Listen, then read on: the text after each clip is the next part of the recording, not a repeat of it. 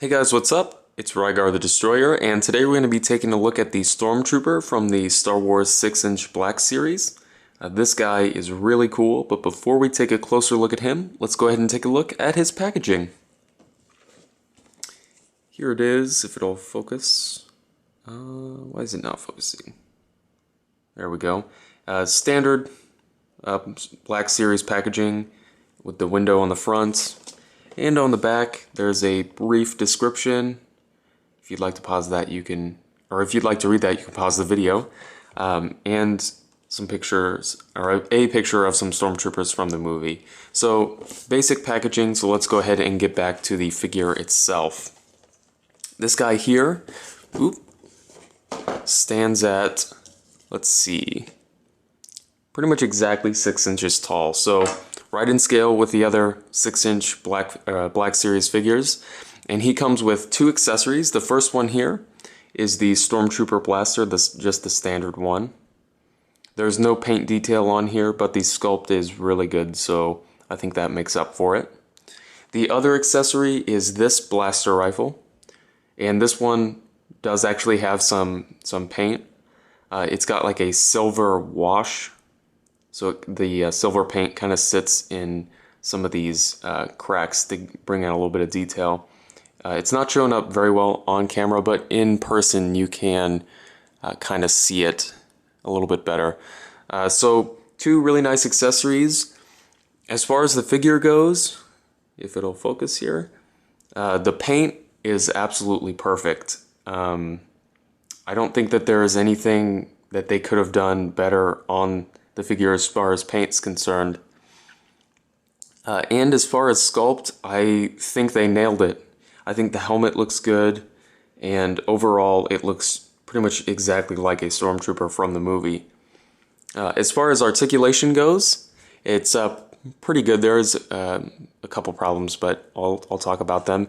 He's got a ball peg on top of a disc in the head, so he can look up, down, lean his head side to side, rotate, of course.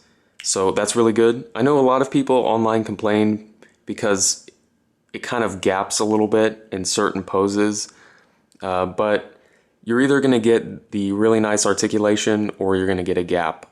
So I would prefer a little bit of a gap in certain poses just to have that articulation. As far as the shoulder is concerned, he's got a ball joint, or a ball hinge, sorry, and it only goes up this far, which is kind of disappointing. I wish they could have done something there to give us a little bit more range of motion, but it's not horrible because you can rotate the arm 360 to kind of work around it. He has a very well hidden bicep swivel, double jointed elbows with a really nice range of motion, ball hinge wrists with a good range of motion. This side, the hinge runs through the hand, and on this side, it runs vertically through the hand. So same articulation, just a little bit different application. In the chest, he's got what feels like maybe a single or double ball peg. I can't see it to confirm, but it works well. You can lean him back, forward, and twist it side to side, so that's good. He's got T-jointed hips that go about that far forward and that far out to the side, which is pretty good for Hasbro. I've seen some of the Marvel Legends don't have that much range of motion, so that's pretty good. He's got a thigh swivel, which works well. Double jointed knees that work, perfectly.